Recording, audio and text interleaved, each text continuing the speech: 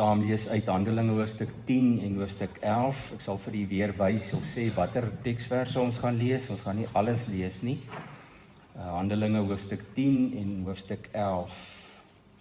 Maar u sal sien dat as jy dit dalk gelees het, het jy agtergekom, hoofstuk 11 is daar 'n groot deel wat woordeliks dieselfde is as hoofstuk 10, want Petrus gaan vertel alles wat hy ervaar het en dan vertel hy dit woordeliks soos dit gebeur het. So ons gaan nie dit weer daar ook lees nie.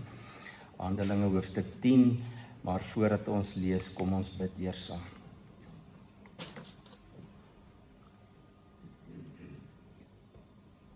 Uit ons harte, Here, aanbid ons U, loof ons U en dien ons U. Dankie dat U ons menslike klipharte kom verwyder het en U hart van vlees en liefde vir ons gegee het. Dankie, Here Jesus, vir elke waarheid in U woord, waar die apostel soos Paulus geskryf het, ek leef nie meer nie, want U leef nou in my. Elkeen van ons wat aan U behoort het, met U geestelik een geword. U Heilige Gees het in ons kom woon en U het U liefde in ons harte uitgestort. Dankie dat ons daarvan uit kan leef en vanuit hierdie nuwe lewe, hierdie nuwe identiteit, ons in Christus, ons saam met Christus. En dankie, Here Jesus, dat U hier is, in ons en by ons, Immanuel, God by ons. Help ons om te verstaan wat U vir ons deur die tekste in die Bybel ook wil leer, wat ons oë sal oopmaak, wat ons harte sal oopmaak waar dit nog nodig is, en dat ons kan medewerkers wees aan die uitbreiding van U koninkryk, net soos die eerste gemeente, dat ons ook met dieselfde ywer, met dieselfde liefde dit sal doen. Ons bid dit in U naam alleen, Here Jesus. Amen.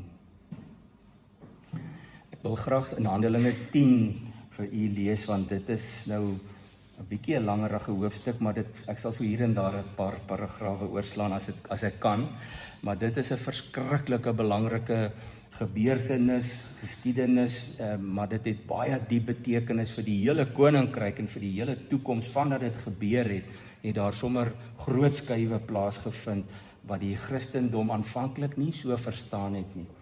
So vers 1 sê, ek lees uit die direkte vertaling, daar was 'n man in Caesarea bekend as Cornelius, 'n centurio, 'n Romeinse offisier met ander woorde. En hy was van die sogenaamde Italiaanse cohortsoldate. Cohort is maar net 'n afdeling soldate. Hy en ook sy hele huis was godsdienstig en godvreesend, het baie liefdadigheid aan die volk bewys en gereeld tot God gebid. Hy het teen die 9de uur van die dag in 'n visioen duidelik 'n engel van God na hom sien binnekom wat vir hom sê, Cornelius. Hy het stip na hom gestaar en beangs gevra, wat is dit, meneer?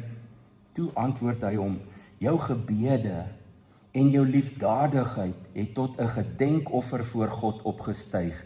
Stuur dan nou mans na Joppe, om iemand met die naam Simon, ook bekend as Petrus, te gaan haal. Hy gaan tuis by 'n sekere Simon die leerlooier, wie sy huis langs die see staan. Toe die engel wat met hom gepraat het weg is, roep hy 2 van sy huisbediendes en 'n godvreesende soldaat, een van hulle wat hom dien, en nadat hy hulle alles vertel het, stuur hy hulle na Joppe toe. Die volgende dag, terwyl hulle op reis was en al amper by die stad, het Petrus teen ongeveer die 6de uur van die dakstoep opgeklim om te gaan bid. Dis ongeveer 12 uur die middag. Hy het honger geword en wou eet, maar terwyl hy besig was om die maaltyd voor te berei, het hy in 'n geestesvervoering geraak. Hy sien toe die hemel geopen en iets soos 'n groot linnedoek afsak aan sy 4 hoeke en op die aarde neergelaat word. Daarin was allerhande 4-voetige en kruipende diere van die aarde en voëls van die hemel. Toe kom daar 'n stem tot hom, staan op Petrus, slag en eet. Maar Petrus het geantwoord, onder geen omstandighede nie, Here, want ek het nog nooit iets wat besoedel of onrein is geëet nie. Maar die stem het weer 'n tweede keer na hom gekom, wat God rein gemaak het. mag jy nie as onrein beskou nie. Dit het 3 maal gebeur en die voorwerp, die doek is dadelik weer in die hemel opgeneem. Petrus was nog aan die twyfel oor wat die visioen vir hom, wat hy gesien het, vir hom kon beteken, toe die mans wat Kornelius gestuur het skielik by die poort aankom, nadat hulle oor Simon se huis navraag gedoen het. Hulle roep toe en vra of Simon, ook bekend as Petrus, daar tuis gaan. Terwyl Petrus nog nadink oor die visioen, sê die Gees vir hom, kyk, daar is 3 manne wat na jou soek. Maak gereed, klim af en gaan sonder aarzeling saam met hulle, want ek het hulle gestuur. En Petrus het afgeklim na die mans en gesê, kyk, dit is vir my wat julle soek. Waarom is julle hier? En hulle het geantwoord, Kornelius, die centurio, 'n regverdige en godvreesende man, iemand oor wie die hele Joodse volk goeie getuienis gelewer het deur 'n heilige engel 'n openbaring ontvang om u na sy huis te laat kom en te luister na u woorde. Toe het Petrus hulle binne genooi en as gaste verwelkom. Nadat hy die volgende dag gereed gemaak het, het hy saam met hulle vertrek en sommige van die broers uit Joppe het hom vergesel. Die dag daarna het hy in Caesarea aangekom en Kornelius, wat hulle te wagte was, het reeds sy familie en sy naaste vriende bymekaar laat kom. En dan kan ons nou maar daai gedeelte oorslaan, maar jy moet asseblief gaan lees, want Kornelius val toe op sy knieë neer en hy wil vir Petrus aanbid, en Petrus help hom gou op en sê, nee, wag 'n bietjie, ek is net 'n gewone mens, maar kom ek vertel jou van die ware God, van Jesus. En dan vers 34, Petrus is nou besig om daar te vertel, en Kornelius vertel vir hom die stem wat hy gehoor het om Petrus te laat roep, en vers 34 staan daar dan, Petrus het toe begin praat en gesê, hierdie is baie belangrik vir ons boodskap vandag ook, Petrus het begin praat en gesê, ek besef nou werklik, dat God niemand volgens sy uiterlike beoordeel nie, maar dat die mens wat ontzag vir hom het en doen wat reg is, uit watter nasie hy ook mag wees, vir hom aanvaarbaar is. Dit is die boodskap wat hy vir die kinders van Israel gestuur het, toe hy die evangelie van vrede wat deur Jesus gekom het, verkondig het, hy is die Here van alle mense. En dan verduidelik hy nou vir Kornelius wat gebeur het in Judea met Jesus, en hoe dat Jesus gekruisig is. Vers 43 sê, oor hom getuig al die profete, dat elkeen wat in hom glo, deur sy naam vergewing van sondes ontvang. Petrus was nog aan die woord, toe die Heilige Gees op almal wat na die toespraak luister neerdaal. Hy was nog besig om te praat, hy was nog aan die woord. Die gelowiges uit die besnydenis, met ander woorde ex-Jode, almal wat saam met Petrus gekom het, was uiters verbaas dat die gawe van die Heilige Gees selfs op heidene uitgestort is. Hulle het immers gehoor hoe hulle in tale spreek en God loof.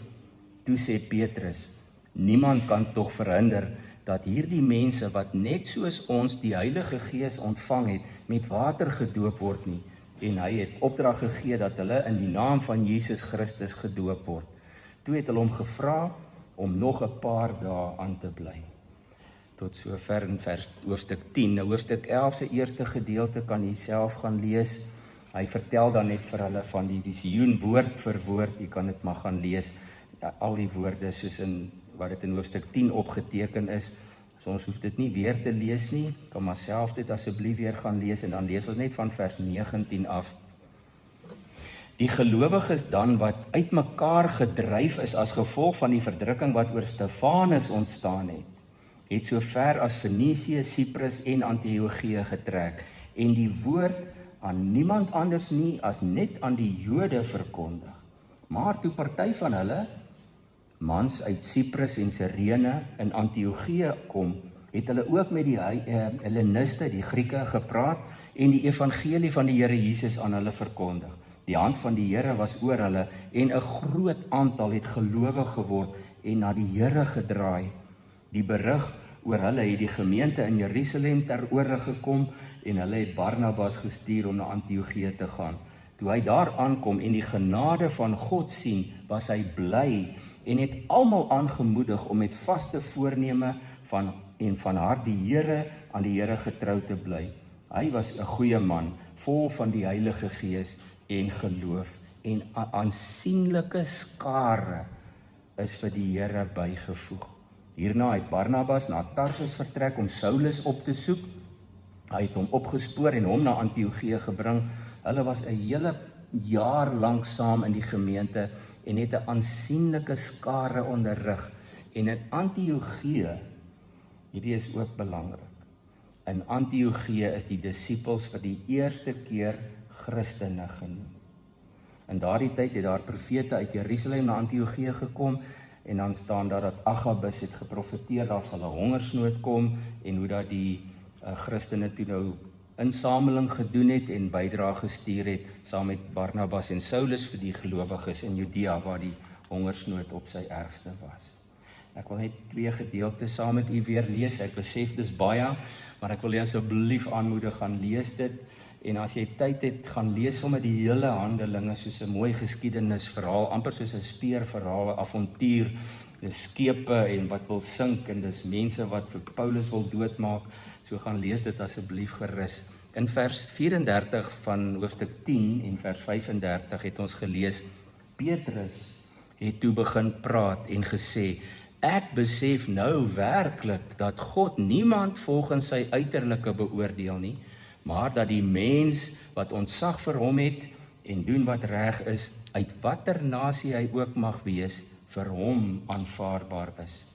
En dit is Petrus se eie woorde, sy eie interpretasie van die visioen, wat aanvanklik vir hom gelyk het, dit gaan oor kos, onrein kos, en dit gaan natuurlik daaroor ook, maar dit was nie die dieper boodskap nie. En dan uit hoofstuk 11, net vers 25 en 26, hierna het Barnabas na Tarsus vertrek om Saulus op te soek.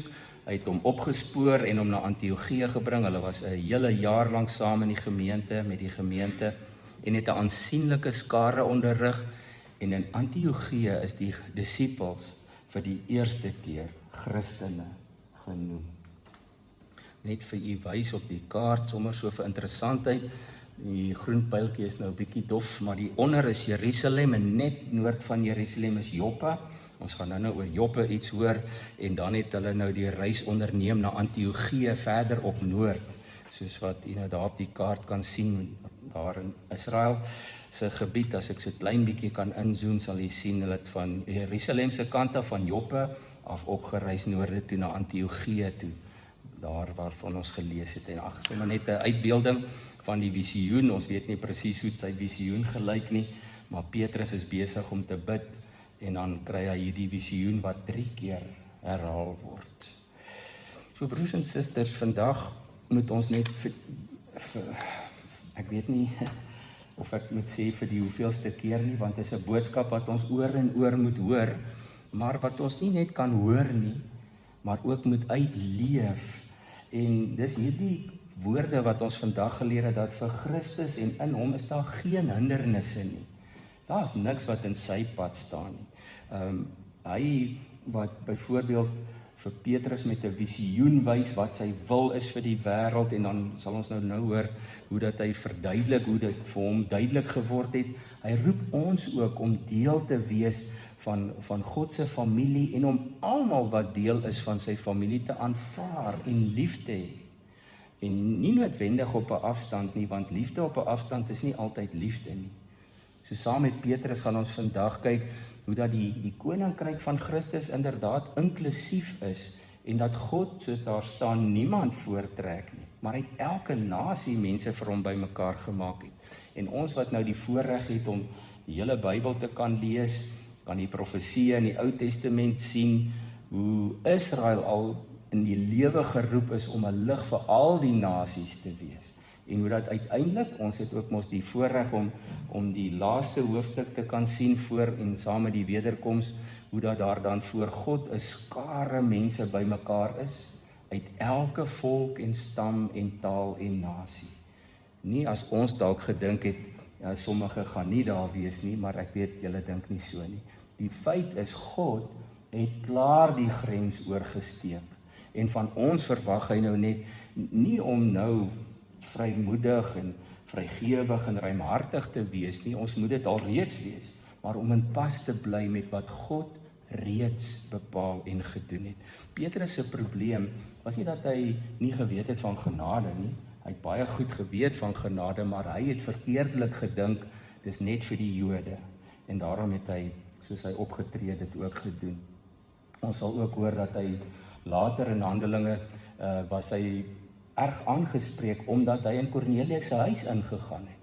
Want 'n Jood mag nie in 'n heiden se huis ingaan en saam met hom eet nie. Dit was nog die Ou Testament, die ou verbondsreëls, en die Joodse Christene het gedink dis nog steeds op hulle van toepassing, totdat Petrus hier tot insig gekom het. Ons het nou gehoor van Caesarea, daar in die noorde. Dis nie 'n Joodse dorp nie. Dit is een van Herodes se grootste hawens, 'n stad met baie marmer wat daar gemyn is en verwerk is, en die Romeinse orde wat daar gesetel is.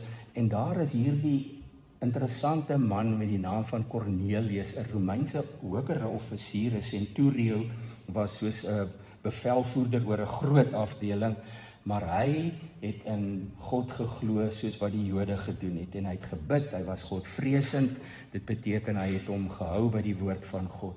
En waarvanaf kom Petrus, waar is hy op daardie stadium? In Joppe. En hoekom Joppe belangrik is, wie was ook in Joppe? Watter ander profeet? Jona. Jona was in Joppe toe die Here hom geroep het om hom na Tarsus te stuur, en hy gesê het, nou wys, ek gaan ander kant toe.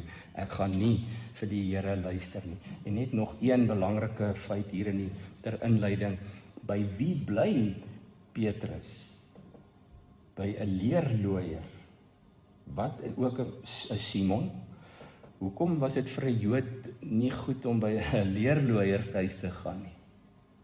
Leerlooiers werk met dooie diere, en hulle is uit die aard van die saak onrein om in die sinagoge in te gaan. As jy met 'n dooie dier gewerk het, is jy onrein.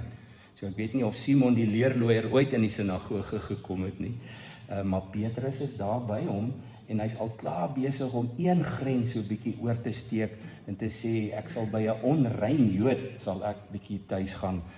Hy is darm 'n Jood, het hy seker gedink.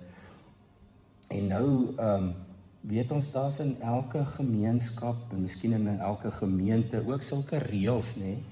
Dis nou nie meer so erg soos wat dit was toe ons, ek sien die meeste van julle kan dalk saam met my praat as toe ons jonk was. Party is gelukkig nou nog jonk.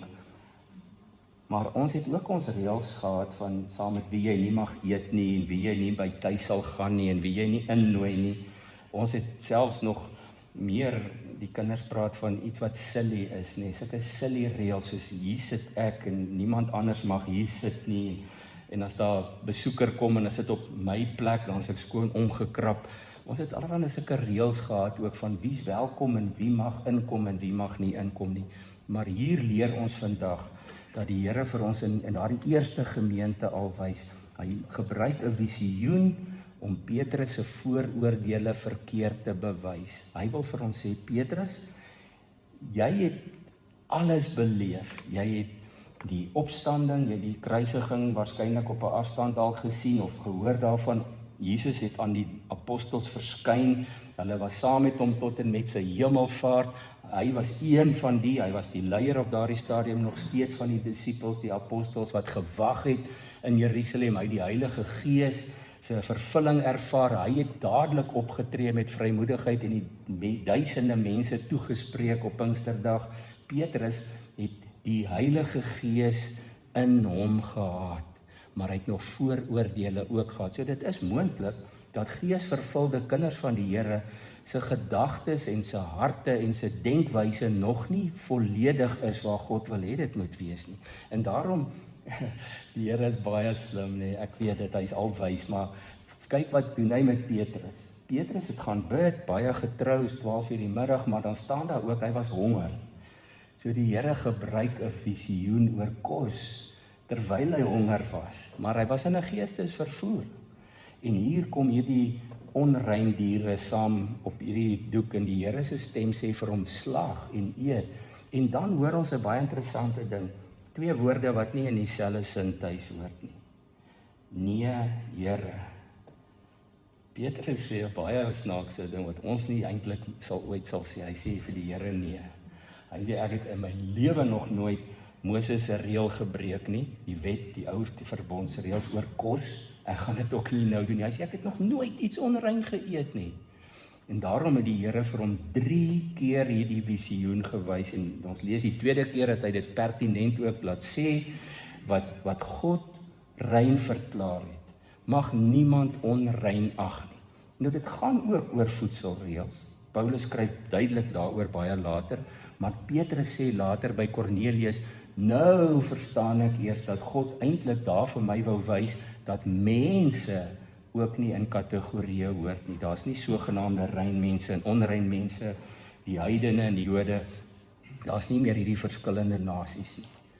En daarom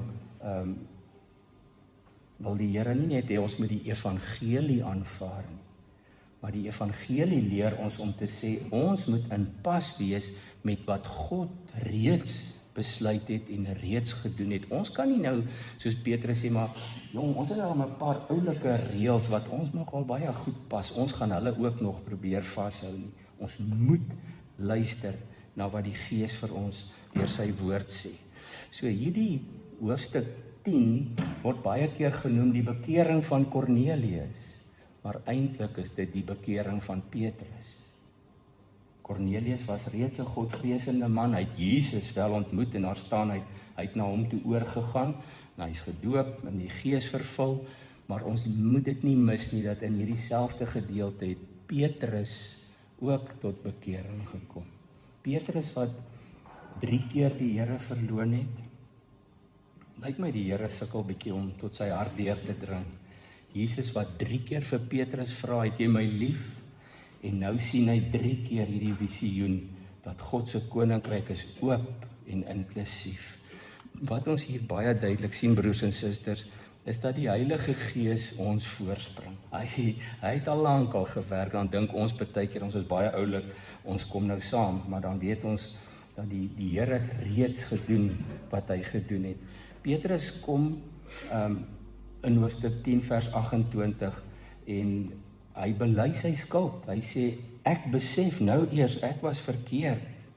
En dan staan daar Kornelius se huis was vol mense. Hy het reeds sy vriende en die bure genooi, want hier gaan nou 'n apostel kom om met ons oor Jesus te praat. En dan sy preek, sy sogenaamde preek is die kortste, maar ook een van die duidelikstes in die hele Nuwe Testament. Vers 34. God trek niemand voor nie. Wat God rein verklaar, mag ons nie onrein ag nie. Dit is die kortste preek in die hele Nuwe Testament. En dan staan daar, terwyl Petrus nog besig was om te praat, het die Heilige Gees oor hulle almal gekom. Die Heilige Gees het hom letterlik in die rede geval. En sê Petrus, jou preek is nou wel kort, maar ek gaan jou nou in die rede val. En God gee sy Gees vir hierdie mense wat nou net van Jesus gehoor het en in hulle harte waarskynlik ja gesê het. En dan gaan dit eintlik sommer beter, nee. Petrus sê, maar hier het ons nou voor ons eie oë gesien dat heidene met die Heilige Gees vervul word. So wat verhinder het dat hulle gedoop word ook? Want onthou julle sy eerste toespraak in Handelinge 2, hoe word jy daai tyd 'n Christen? Jy moet jou sonde bely, Jesus aanneem, gedoop word en dan is jy deel van die Christendom. Hy sê nou moet hulle gedoop word. Hulle is deel van ons. Dis 'n lyn wat al van die Ou Testament se begin afkom. In Genesis 12 vers 3 sê God vir Abraham, in jou sal al die nasies geseën word. En ergens langs die pad het die Jode daai ding gemis. Abraham ook. Die aardsvader het so gefokus om hierdie Israeliese volk, hierdie Jodendom te bou en uit te brei en veilig te hou en deur die see en Moses hulle gekry saam met God en alles, dat hulle skoon vergeet het. En daarom kom die profete, die een na die ander. Jesaja sê in hoofstuk 49 vers 6, die Here sê, ek het jou Israel gekies om 'n lig vir die nasies te wees. Maar Israel sê, hierdie is net vir ons. Ons gaan nie vir die nasies iets oopmaak hierson nie. Simeon in Lukas 2 vers 32 met sy seentjie Johannes die Doper in sy arms. En hy sê hierdie kind gaan die weg voorberei vir hom wat gekom het om vir almal te betaal. In Handelinge 1 vers 8 hoor ons Jesus se opdrag, gaan nou na al die nasies toe. Jerusalem, sowel as Judea en in Samaria tot waar? Tot in die uithoeke van die aarde. Niemand word uitgesluit nie, sê die Here. En dan hier in Handelinge 10 het God gesê, hy God, het rein gemaak. Nie net kos nie. Hy sê ook mense, want Petrus bely nou, verstaan ek eers. En dan gaan Paulus op hierdie selfde lyn aan, onder andere in Efesiërs 2 vers 14, waar hy sê, Christus het die middelmuur afgebreek, wat skeiding gemaak het tussen die Grieke en die Jode. Jesus het daardie muur afgebreek. En dan lees ons in Hebreërs, die uiteinde daarvan is dat hy self buitekant die stadspoort gaan lê het. En buitekant die grense gesterf het. Nie binne die veilige grense van Israel, van die Jodendom nie. En dan lê daar vir ons hierdie voor, die verantwoording. Petrus kom terug, maar hy word deur in hoofstuk 11, wat ons nou daai eerste gedeelte nie gelees het nie, word hy voor stok gekry. Die apostels vra vir hom, hoe op aarde kon jy in 'n Romeinse huis ingaan en nog saam met hom eet? En daar vir hom die woord verkondig. Dit was vir hulle nie onaanvaarbaar dat hy vir hulle gaan preek het nie, maar hoekom het hy saam met hulle geëet, sê hulle. Hulle was baie geskok daaroor, want in Israel was saam eet 'n teken van ek assosieer my met jou. Ek sê ek is soos jy en jy is soos ek. As ons eers saam geëet het, is ons een. En daarom, wat het hulle Jesus van beskuldig? Hy eet saam met sondaars en tollenaars. Hoe kan hy dit doen, sê die fariseërs vir hom. Nou word Petrus van dieselfde ding beskuldig. Petrus het daarna nie 'n groot teologiese preek gelewer nie. Hy het net gesê, my oë het oopgegaan, die Heilige Gees het my oë oopgemaak, en dan gaan hy verder en sê, maar wat verhinder ons nou om hierdie mense finaal en volledig deel van die liggaam van Christus te maak? Daardie is sekerlik die nederigste sin in die hele boek Handelinge. Wie was ek dan, sê hy in vers 17 van hoofstuk 11, dat ek God kan verhinder? En die kerk se antwoord, hulle het geswyg. En hierdie apostel wat die sleutels van die koninkryk ontvang het, ontdek toe dis net vir hom geleen. Dis nie sy eiendom nie. En dan broers en susters, net die laaste punt, wat was die vrug van hierdie gebeurtenis wat begin het met 'n visioen op 'n dak met 'n Romeinse offisier wat 'n engel hoor praat het, stuur vir iemand en gaan haal vir Petrus daar by die ander Simon. En dan vat die skrywer Lukas ons terug na waar die verstrooiing, die verspreiding begin het. Hy sê vir ons daar, die wat verstrooi is deur die vervolging van Stefanus ontstaan het. Onthou, hier toe die Christene gevlug en oral waar hulle gekom het, die goeie nuus van Jesus gaan verkondig. En nou is dit ook vir ons 'n teken dat God daar in Antiochië sê, julle moet 'n nuwe naam kry. Julle is nou nie meer Grieke en Jode nie. Julle is nou Christene. En vir die eerste keer word God se nuwe volk op sy nuwe naam genoem. Ons is nie meer verskillende nasies nie, sê die Here. Ons is nou Christene. Dit, skryf Petrus later, is wie ons is, 'n uitverkore eiendomsvolk van God. 'n Nasie, sê hy, wat vir hom afgesonder is. Watter nasie is vir God afgesonder? Nie die Afrikaners of die Jode of die Amerikaners of die Portugese of die Zulus of wie ook al dink hulle is afgesonder nie. Hy sê Christene is 'n nasie wat afgesonder is, die eiendomsvolk van God. En daarom in Antiochië gee die Here vir ons 'n nuwe naam.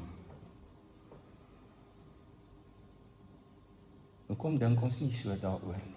Ons is so trotse Afrikaners. En ek is ook. Maar jy moet eers 'n trotse Christen wees. En dan maak dit nie saak of jy Afrikaner of Griek of Jood of Spanjaard of Zulu is nie. Die evangelie breek oop daar in Joppe en hy gaan tot in Japan, skryf iemand nie, tot in die uithoeke van die aarde. En so sal ons eendag almal saam, sê Openbaring, om die tafel sit by die bruilofsmaal van die Lam uit elke stam, elke volk, elke taal en elke aardse nasie. Daar moes 'n nuwe naam gegee word vir God se volk. Petrus het hierdie visioen 3 keer gesien en hy het voor die kerk in Jerusalem gaan staan en hy het homself verdedig, gesê dis wat God vir my gewys het en nou het my oë oopgemaak gegaan. Later, jare later in Antiochië weer, het Petrus opgestaan en weer teruggeval.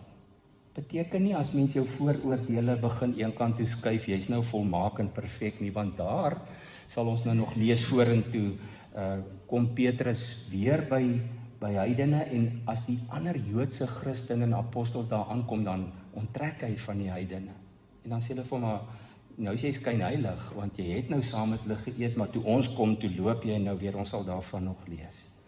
Voordeel, sterf nie noodwendig met een visioen nie. Dit sterf stadig en dit staan dikwels weer op en daarteen moet ons waak. Veral in 'n tyd soos nou, waar ons dalk beleef, alles word van ons weggevat, dat ons nie terughinker na vooroordele wat God nie vir ons bedoel het om te hê nie. Broers en susters, ek sluit af. As Petrus met 'n laken uit die hemel God se stem 3 maal kon hoor en nog steeds later teruggeval het, ons het nie 'n beter houding nodig nie. Ons het die Here wat vir ons aanhou sê 3 keer, baie keer meer as 3 keer, wat ek rein gemaak het, durf julle nie onrein ag nie. Kom ons luister as die Here met ons praat. Amen. Kom ons bid saam.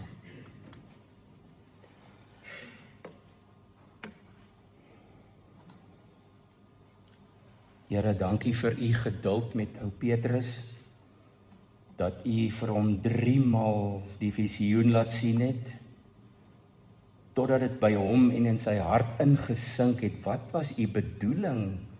Nie net onrein diere nie, maar wat en wie u ook rein verklaar het, mag hy en ons nie onrein ag nie. Niemand is uitgesluit nie.